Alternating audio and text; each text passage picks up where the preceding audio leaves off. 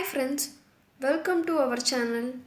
இன்னைக்கு நம்ம சுவையான எக் தம் பிரியாணி எப்படி செய்கிறதுன்னு பார்க்க போகிறோம். பிரியாணி செய்கிறதுக்கு நம்ம வேக வச்ச முட்டை, வறுத்த முட்டை ரெண்டுமே யூஸ் பண்ண போகிறோம். இப்போ நான் இங்கே 3 முட்டையை வேக வச்சு எடுத்து வச்சுருக்கேன். இதை வறுக்கிறதுக்கு ஒரு 1/4 டீஸ்பூன் சீரகத்தூள், 1/2 டீஸ்பூன் வரமிளகாத்தூள் எடுத்திருக்கேன். இதை வறுக்கிறதுக்கு கொஞ்சம் எண்ணெய் எடுத்திருக்கேன். ஒரு பேனில் ஒரு 2 டீஸ்பூன் ஆயில் ஆட் பண்ணிக்கலாம். அடுத்தது நம்ம மசாலாவை ஆட் பண்ணிக்கலாம். சீரகத்தூள், வரமிளகாத்தூள் ஆட் பண்ணிவிட்டு நம்ம இப்போ முட்டையை ஆட் பண்ணி நல்லா ரோஸ்ட் பண்ணிக்கலாம். இது பார்த்திங்கன்னா ஒரு 2 நிமிஷத்துக்கு மீடியம் ஃப்ளேமில் வச்சு நல்லா ரோஸ்ட் பண்ணிக்கோங்க.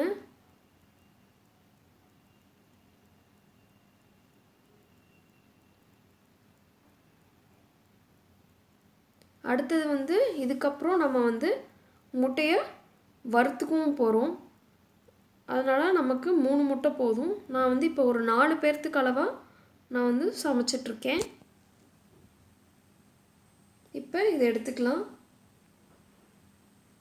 பாருங்கள், இப்போ நம்ம முட்டையை வறுக்க போகிறோம். அதுக்கு தேவையான பொருட்கள் நான் 2 முட்டை எடுத்திருக்கேன், 1/2 டீஸ்பூன் மிளகுத்தூள், உப்பு தேவையான அளவு, 1 டீஸ்பூன் எண்ணெய்.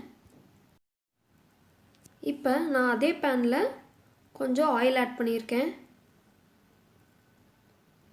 அடுத்தது இதில் நம்ம முட்டையை உடைச்சிக்கலாம்.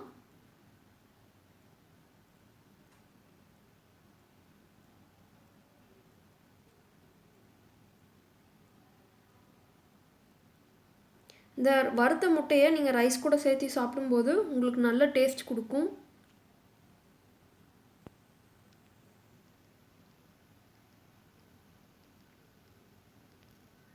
இப்போ இதை நல்லா வறுத்துட்டு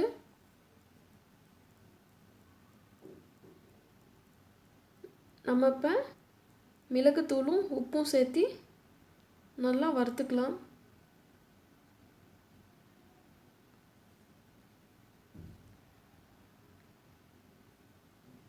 இந்த அளவுக்கு வந்தால் போதும்.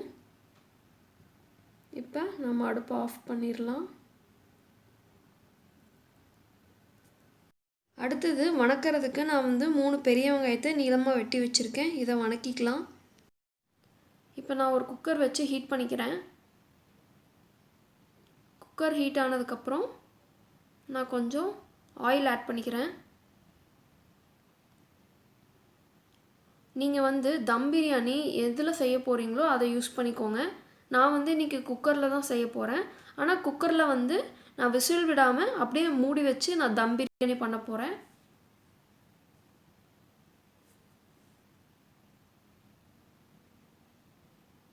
ஆயில் நல்லா ஹீட் ஆட்டும். அடுத்து இந்த 3 ஆனியன்ஸை உள்ளே ஆட் பண்ணி நான் நல்லா பொன்னிறமாக வணக்கிக்க போகிறேன்.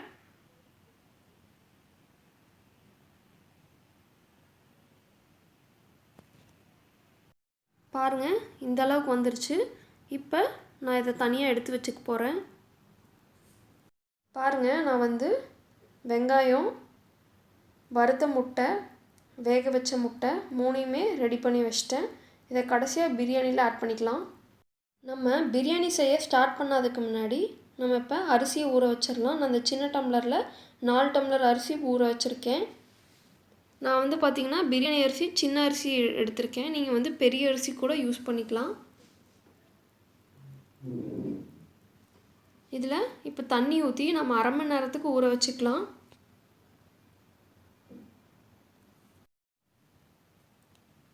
பிரியாணி செய்கிறதுக்கு தேவையான பொருட்கள் என்னென்னு பார்த்துடலாம். ஆயில் தேவையான அளவு, 2 பச்சை மிளகாயை நீளமாக வெட்டியிருக்கேன், ஒரு தக்காளியை சாப் பண்ணியிருக்கேன், ஒரு பெரிய வெங்காயத்தை நீளமாக வெட்டியிருக்கேன், 1/2 கப் தயிர், 3 டீஸ்பூன் நெய் எடுத்திருக்கேன்.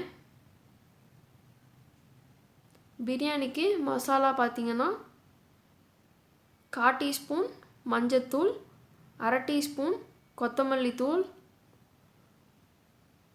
1/2 டீஸ்பூன் சீரகத்தூள், 1 டீஸ்பூன் வரமிளகாத்தூள், 1/2 டீஸ்பூன் கறி மசால் தூள்,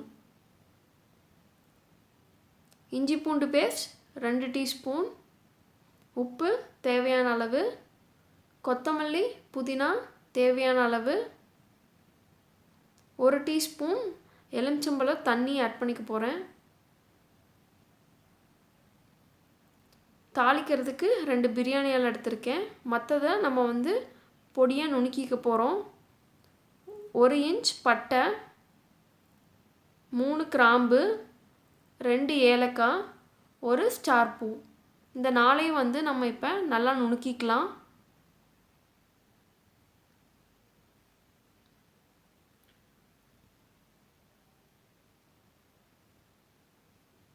நீங்கள் அப்படியே ஆட் பண்ணுறதை விட நுணுக்கி சேர்க்கும்போது இன்னும் ரைஸ்க்கு நல்ல ஸ்மெல் கொடுக்கும். அதனால் இதை நல்லா பவுடராக நுணுக்கிக்கலாம். இப்போ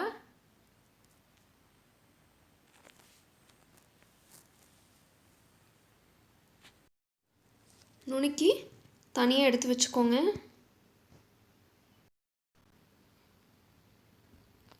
பாருங்கள், நல்லா பவுடராக இருக்குது. இப்போ நம்ம பிரியாணி செய்ய ஸ்டார்ட் பண்ணிடலாம். அதே குக்கரில் கொஞ்சம் ஆயில் ஆட் பண்ணிக்கிறேன். அடுத்து 2 பிரியாணி இலை, அடுத்து நம்ம நறுக்கி வச்சுருந்த வெங்காயமும் பச்சை மிளகாயும் ஆட் பண்ணிக்கலாம். இது ரெண்டையும் நல்லா வணக்குங்க.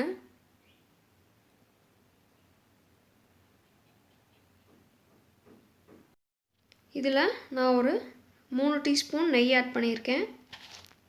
ஆட் பண்ணி நல்லா வணக்கிக்கோங்க. வெங்காயம் நல்லா வணங்கிருச்சு. இப்போ நம்ம அடுத்து இஞ்சி பூண்டு பேஸ்ட் ஆட் பண்ணிக்கலாம். ஆட் பண்ணி நல்லா இஞ்சி பூண்டு பச்சை வாசம் போகிற வரைக்கும் நல்லா வணக்கிக்கோங்க.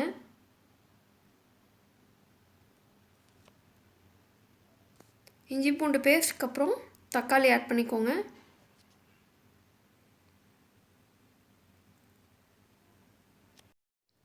அடுத்தது மசாலா தூள் எல்லாத்தையும் ஆட் பண்ணிக்கலாம். சீரகத்தூள், வரமிளகாத்தூள், மஞ்சத்தூள், கொத்தமல்லி தூள், கறி மசால் தூள், கடைசியாக நம்ம இடித்து வச்ச அந்த மசாலாவையும் ஆட் பண்ணிக்கலாம். ஆட் பண்ணி மசாலாலாம் நல்லா பச்சை வாசம் போகிற அளவுக்கு நல்லா வணக்கி விடுங்க.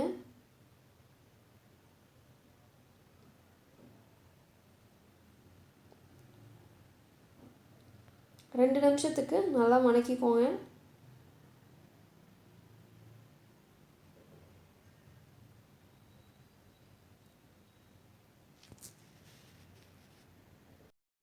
அடுத்து இதில் புதினா கொத்தமல்லி ரெண்டையும் ஆட் பண்ணி நல்லா வணக்கி விட்டுருங்க.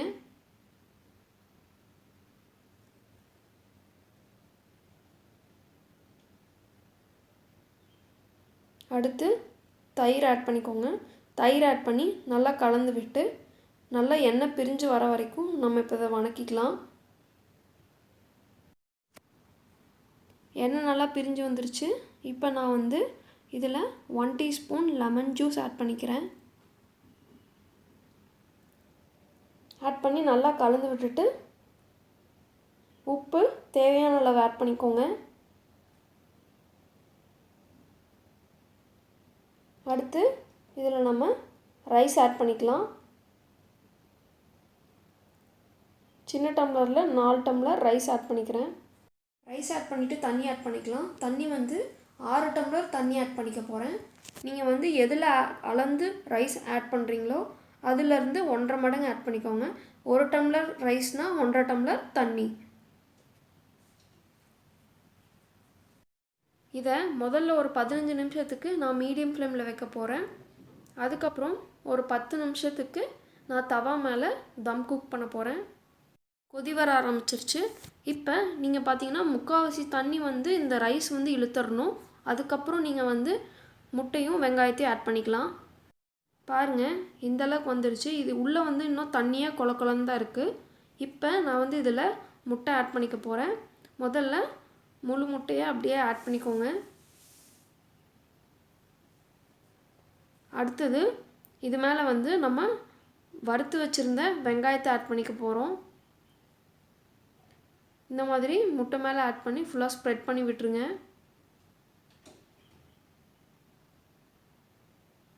உங்களுக்கு இந்த வறுத்த ஆனியன் வந்து ரொம்பவே நல்ல டேஸ்ட் கொடுக்கும் நீங்கள் சாப்பிடும்போது.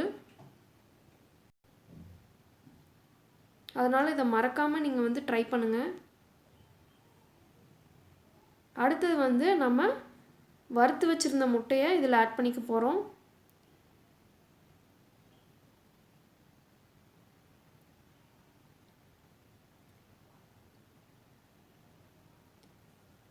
இப்போ 3 ஆட் பண்ணியாச்சு. அடுத்தது